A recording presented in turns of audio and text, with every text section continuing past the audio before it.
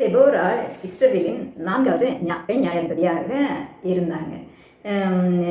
இஸ்ரவேலை இவர்கள் 40 வருஷம் சமாதானமாக இஸ்ரவேல் இருந்தது இவர்களுடைய தலைமையிலே அப்படின்றத நியாயாதிபதிகள் 4ஆம் அதிகாரம் 5ஆம் அதிகாரத்திலே தெபோராளை குறித்து சொல்லப்பட்டிருக்கிறது.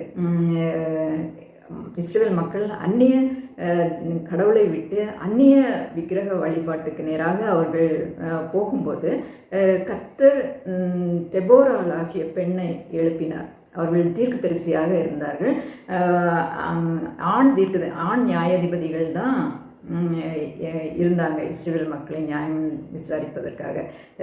அப்படியே அவர்கள் தகுதியானவர்களாக இல்லாத போது கர்த்தர் பெண் தீர்க்கதரிசியான தெபோராளை நியாயாதிபதியாக எழுப்பினார் அந்த இடத்துல. அப்போது அவங்க கானானியர்கள் இஸ்ரவேலரை கோலாட்சி பண்ணி கொண்டிருக்கும்போது அவர்களுக்கு எதிராக யுத்தம் பண்ணும்படியாக தான் தெபோராள் பாராக்கை அவர் அழைப்பாங்க.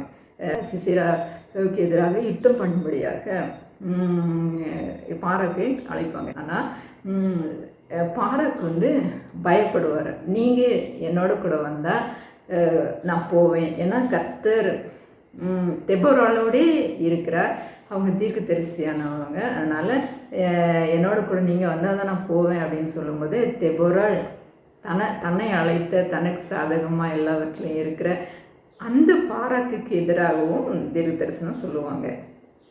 நான் வரேன், ஆனால் கர்த்தர் அந்த வெற்றியை உனக்கு கொடுக்க மாட்டார், அதை ஒரு பெண்ணின் கையிலே கொடுப்பார் அப்படின்னு சொல்லி தைரியமாக அவனுக்கு முன்னாலே சொல்லுவாங்க. அந்த யுத்தத்திற்கு தெபோராள் பாராக்கோடே செல்லுவாங்க. அப்படியே கர்த்தர் யாகேல் என்ற பெண் மூலமாக இஸ்ரவேலுக்கு வெற்றியை கொடுப்பார். இவங்க வெற்றி அடைவாங்க. அதை தொடர்ந்து தெபோராள் இஸ்ரவேலை 40 வருஷம் நியாயம் விசாரிப்பாங்க. இந்த தெபோராளுக்கு இருந்த நற்பண்புகள் என்ன அப்படின்னு பார்த்தோம்னா, அவங்க கடவுளின் கட்டளையின்படி, கடவுள் கொடுத்த கட்டளையின்படியே அவர்கள் இஸ்ரவேலை நியாயம் விசாரித்து ஆலோசனை வழங்கி அவங்கள வழி நடத்தினாங்க. தனக்கு கூட இருக்கவங்களுக்கு சாதகமாக எல்லாவற்றையும் பண்ணுறவங்களெல்லாம் இல்லை. அப்படின்னா பாராக்கு இவங்களை இவங்கள ஒரு முக்கியத்துவம் கொடுத்து நீங்கள் வரணும் அப்படின்னு சொல்லும்போது அப்படிப்பட்டவங்கள இருந்திருந்தா அவனுக்கு எதிராகவே ஒரு தீர்க்க தரிசனம் சொல்லியிருக்க மாட்டாங்க. ஏன்னா நியாயாதிபதியாக ஏற்றுக்கொண்ட மக்கள் இவங்க தான். அப்படி இருந்த போதிலும் அந்த பாராக்குக்கும் கொடுக்கப்பட்ட வார்த்தையும் அப்படியே தான் சொன்னாங்க.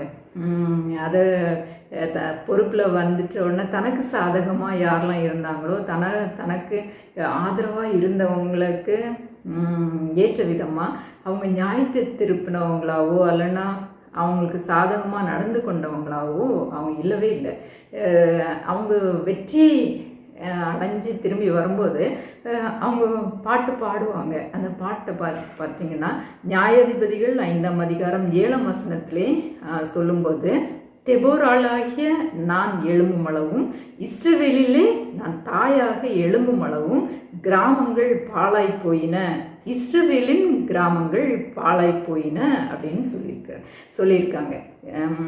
கிராமங்கள் அழிந்து பாழாய் போயிருந்த நிலைமையில தான் அந்த கிராமங்கள்லே அந்த பட்டணங்கள்லே கடவுளை அறியாமல் விக்கிரக வணக்கத்திலே அவங்க இருந்த மக்களை வழி விலகி போன மக்களை தான் இந்த தெபோராள் திரும்பவும் மீட்டு கொண்டு வந்தாங்க.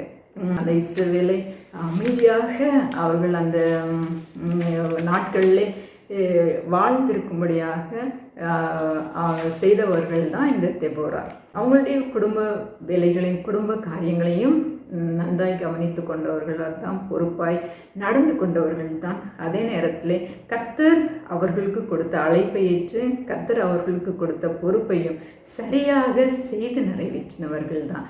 அதில் நான் எப்படி பண்ணுவேன், இது வரைக்கும் பெண்ணாக யாருமே எதுவும் பண்ணதில்லை, இவ்வளோ ஆண்களையும் கூட நான் வழி நடத்த வேண்டியது இருக்குது, அது அவ்வளோ ஈஸி இல்லை, இவ்வளோ பேர் நம்மளுக்கு சப்போர்ட் பண்ணுறாங்க, அவங்களுக்கு சாதகமாகலாம் நான் இருக்கணும் அப்படின்லாம் அவங்க நினைக்கல.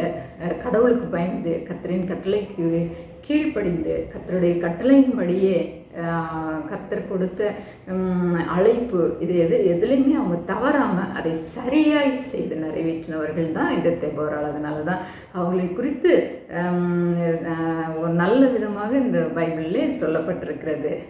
தெபோராள் எவ்வளவு தைரியமாக எந்த விதத்திலையும் மற்ற நியாயாதிபதிகளுக்கு குறைவில்லாமல் தெபோராள் அவர்களுடைய வேலை அவர்களுடைய பொறுப்பை செய்தார்கள் அப்படின்றது சொல்லப்பட்டிருக்கு. இன்னைக்கும் நம்ம வாழ்க்கையில நம்ம யோசித்து பார்த்தோம்னா நிறைய நேரங்களில் பொறுப்புகளை ஏற்றிருக்கிறவங்க நீங்கள் எப்படி இருக்கீங்க? பொறுப்புகளே கர்த்தர் உங்களுக்கு கொடுத்தார் என்ற உணர்வோடு இருக்கிறீர்களா? நிறைய நேரங்களில் இவங்கெல்லாம் தான் என்ன இந்த பொறுப்பில் கொண்டு வந்தாங்க, அதனால் இவங்களுக்கு மனசு நோகாமல் நம்ம நடந்து கொள்ளணும் அப்படின்ற ஒரு எண்ணம் தான் மேலோங்கி நிற்கிறது. இவங்கெல்லாம் தான் இந்த பொறுப்பில் என்ன கொண்டு வந்திருக்காங்க, இவங்கெல்லாம் தான் என்ன இந்த இடத்துல கொண்டு வந்திருக்காங்க, அதனால் இவங்களுக்கு சாதகமாக நான் செய்யணும் அப்படின்னு பல நியாயங்களை புரட்டி போடுறவங்களாம் நீங்கள் பொறுப்பில் இருக்கீங்களா? இல்லைன்னா இவங்களுக்கெல்லாம் சாதகமாக நான் நடந்துக்கணும், இவங்களுக்கு பிடிக்காதது நான் செய்யக்கூடாது அப்படின்லாம் நடந்துக்கிறீங்களா? அந்த தெபோராள் அப்படிப்பட்ட குணமுள்ளவர்களாக அவங்க இல்லை. அவங்க கூடவே இருந்து தன்னை நியாயாதிபதியாக ஏற்றுக்கொண்ட மக்களுக்காக நான் நியாயத்தை புரட்டுவேன், இவங்கெல்லாம் எனக்கு துணையானன்னு என்னை நியாயாதிபதியாக ஏற்றுக்கொண்டு வச்சுருக்காங்க அப்படின்ற ஒரு எண்ணம் இல்லாதவர்களாக சரியான நியாயத்தை சரியான ஆலோசனையை வழங்கி சரியாய் அந்த மக்களை நடத்துகிற ஒரு நியாயாதிபதியாக தெபோராள் இருந்தாங்க.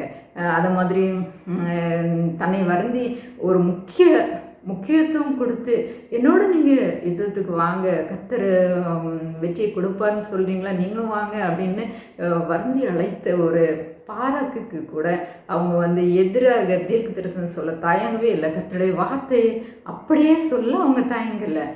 அது பாராக்குக்கு எதிரானது தான்.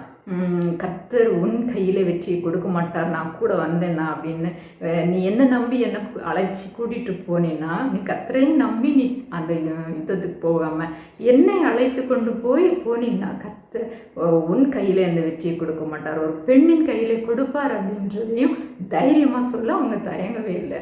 இன்றைக்கும் நம்முடைய வாழ்க்கையில் உங்களுடைய ஒவ்வொரு பொறுப்புலையும் நீங்கள் எப்படி இருக்கீங்க?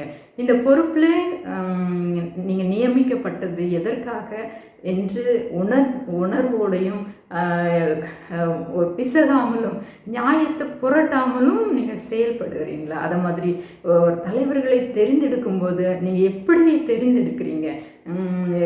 உங்களுக்கு வேண்டப்பட்டவங்க, உங்களுக்கு சாதகமாக இருக்கவங்க, உங்களுக்காக பேசுகிறவங்க, உங்களுக்காக எல்லாவற்றையும் செய்கிறவங்கள அப்படிப்பட்ட அவங்க குடும்பத்தார் இப்படிப்பட்டவங்கள தான் நீங்கள் பொறுப்பில் கொண்டு வரீங்களா? இல்லைன்னா கர்த்தரால் நியமிக்கப்பட்டவர்கள், கர்த்தரால் தெரிந்தெடுக்கப்பட்டவர்கள், கர்த்தருக்கென்று தன்னை அர்ப்பணித்தவர்கள், இவர்களே நீங்கள் தெரிந்தெடுத்திருக்கீங்களா? இதை நீங்கள் யோசித்து பார்க்க வேண்டிய நிலைமையில் இருக்கும்.